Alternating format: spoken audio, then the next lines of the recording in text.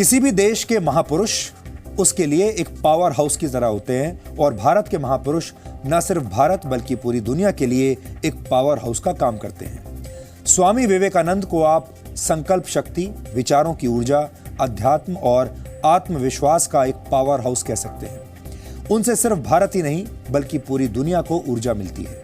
आज 4 जुलाई है और आज ही के दिन 116 वर्ष पहले स्वामी विवेकानंद की मृत्यु हुई थी। आज ही वो तारीख है जब स्वामी विवेकानंद महासमाधि में लीन हो गए थे। वैसे महापुरुषों की कभी मृत्यु नहीं होती क्योंकि उनके विचार कभी नहीं मरते, उनके विचार हमेशा जीवित रहते हैं। जिस दौर में स्वामी विवेकानंद अपने जीवन के शिखर पर थे, उस दौर में भारत अंग्रेजों का गुलाम था। गुलाम भारत की युवा पीढ़ी को संबोधित करते हुए स्वामी विवेकानंद ने कहा था, उठो, जागो और तब तक नहीं रुको जब तक लक्ष्य प्राप्त न हो जाए। तुम जो सोच रहे हो उसे अपनी जिंदगी का विचार बनाओ, उसके बारे में सोचो, उसके लिए सपने देखो, उस विचार के साथ जियो। तुम्हारे दिमाग में, तुम्हारी मांसपेशियों में, तुम्हारी नसों में और तुम्हारे शरीर के हर हिस्से में वो विचार भरा होना चाहिए। यही सफलता का सूत्र है।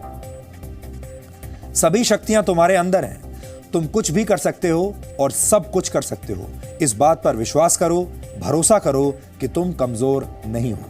अगर तुम्हारे दिमाग और तुम्हारे दिल के बीच संघर्ष चल रहा हो तो तुम्हें वही करना चाहिए जो तुम्हारा दिल कहता है। ये स्वामी विवेकानंद के वो विचार हैं जिन्होंने भारत के युवाओं के मन में स्वाभिमान और स्वतंत्रता के बीज बोए।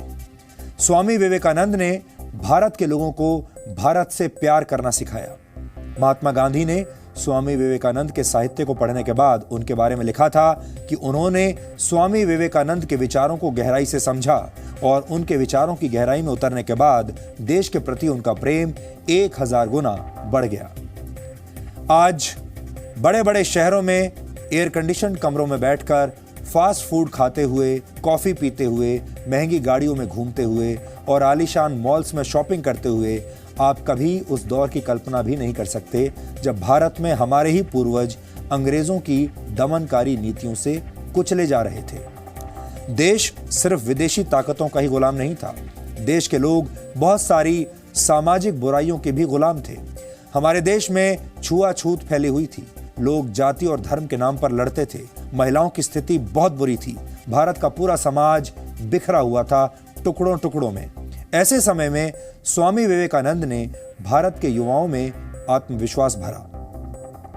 आप जरा विचार कीजिए कि अगर आज से 130 वर्ष पहले जब दुनिया भारत को सपेरों और जादूगरों का देश कहती थी, भारत के लोगों का कोई सम्मान नहीं था। उस बुरे दौर में भी अगर स्वामी विवेकानंद पूरी दुनिया को प्रभावित कर सकते हैं तो आज के दौर में भारत के लोग ऐसा क्यों नहीं कर सकते? बल्कि हम तो कहेंगे आज के दौर में भारत के लोग क्या क्या नहीं कर सकते। आज भारत एक विकासशील देश है, दुनिया की बहुत बड़ी शक्ति है। भारत विकास और तरक्की के एक ऐसे मोड़ पर है जब उसे स्वामी विवेकानंद के विचारों वाले पावर हाउस की बहुत सख्त जरूरत है। आप इस ऊर्जा को विवेकानंद एनर्जी भी कह सकते हैं। आज युवा पीढ़ी को इनोवेशन और नए आइडियाज की जरूरत है। बेरोजगारी आज भी देश की सबसे प्रमुख समस्याओं में से एक है। देश की युवा पीढ़ी को विवेकानंद के कुछ विचारों से आज भी बहुत मदद मिल सकती है। स्वामी विवेकानंद ने कहा था, take risks in your life, if you win you can lead, if you lose you can guide. मतलब अपने जीवन में जोखिम उठाओ। अगर तुम जीतोगे तो नेतृत्व करोगे और अगर हारोगे तो लोगों का मार्गदर्शन करोगे। सांप्रदायिक तनाव और जातिगत भेदभाव आज भारत की एक बहुत बड़ी समस्या है।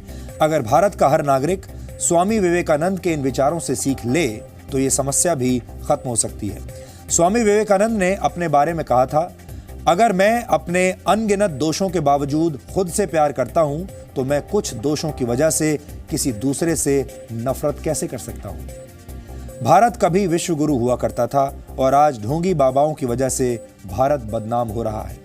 भारत में आज एक आध्यात्मिक भ्रष्टाचार फैला हुआ है। इस समस्या का इलाज भी स्वामी विवेकानंद ने बहुत पहले ही बता दिया था। स्वामी विवेकानंद ने कहा था, कोई भी आपको आध्यात्मिक नहीं बना सकता। आपकी सबसे बड़ी शिक्षक आपकी अपनी अंतरात्मा है। ये स्वामी विवेकानंद के वो विचार हैं जो आज भी बहुत प्रासंगिक हैं। स्वामी विवेकानंद के जीवन की सबसे बड़ी उपलब्धि यह है कि उन्होंने दुनिया को भारत की शक्ति का एहसास करवाया, दुनिया को भारत की शक्ति से दुनिया का परिचय करवाया। आज से 600 वर्ष पहले अमीर खुसरो नामक फारसी विद्वान ने भारत की प्रशंसा करते हुए लिखा था कि भारत की सबसे बड़ी विशेषता यह है कि पूरी दुनिया के लोग शिक्षा के लिए भारत आते हैं। भारत का कोई व्यक्ति शिक्षा लेने के लिए कभी विदेश नहीं जाता। लेकिन आज देखिए, आज के हालात बिल्कुल उल्टे हैं। भारत बहुत कम लोग आते हैं शिक्षा लेने के लिए, लेकिन भारत के लोग विदेश जा रहे हैं शिक्षा लेने के लिए। वर्ष 1893 में अमेरिका के शिकागो में जब पहली विश्व धर्म संसद का आयोजन हुआ, तब स्वामी विवेकानंद ने एक ऐसा ओजस्वी भाषण दिया था जिसने पूरी दुनिया को हैरान कर दिया था। भाषण की शुरुआत में उन्होंने कहा था, sisters and brothers of America, यानी मेरे अमेरिकी भाइयों और बहनों। और आपको ये जानकर बहुत अच्छा लगेगा कि उनके इन शब्दों को सुनकर वहां मौजूद 7000 लोगों ने करीब 2 मिनट तक स्वामी विवेकानंद के लिए खड़े होकर तालियां बजाई थीं और उनका अभिवादन किया था। 1893 में कई सदियों के बाद दुनिया ने भारत का विश्व रूप देखा था। इस ऐतिहासिक भाषण के बारे में आपने जरूर पढ़ा और सुना होगा, लेकिन इस भाषण के बाद पूरी दुनिया में किस तरह की प्रतिक्रिया हुई थी, तब अमेरिका के अखबारों में क्या छपा था, ये आज आप सबको जरूर जानना चाहिए। राजगोपाल चट्टोपाध्याय की एक किताब Swami Vivekananda in India, a corrective biography के पेज नंबर 150 पर अमेरिका के एक अखबार द न्यूयॉर्क क्रिटिक की एक टिप्पणी का जिक्र है। इस अखबार ने स्वामी विवेकानंद के बारे में लिखा था कि कई लोगों ने बहुत अच्छा भाषण दिया, लेकिन एक हिंदू साधु ने विश्व धर्म संसद के विषय को जिस तरह लोगों के सामने रखा, वैसा कोई और नहीं रख सका। वो एक बहुत बड़े वक्ता हैं। इस अखबार ने लिखा कि वो उनका पूरा भाषण छाप रहा है, लेकिन वहां मौजूद लोगों पर उनके भाषण का जो प्रभाव पड़ा, उसे बयान कर पाना बहुत मुश्किल है। उनका तेजस्वी चेहरा, उनकी बुद्धिमत्ता और उनकी वेशभूषा के प्रभाव को बताने के लिए शब्द कम पड़ रहे हैं, ऐसा इस अखबार ने लिखा था। एक और अमेरिकी अखबार द न्यूयॉर्क हेरल्ड ने लिखा कि इसमें कोई शक नहीं है कि विश्व धर्म संसद में स्वामी विवेकानंद सबसे महान वक्ता थे। उन्हें सुनने के बाद यह लगता है कि इतने विद्वान और बुद्धिमान देश में मिशनरीज को भेजना कितना मूर्खतापूर्ण है।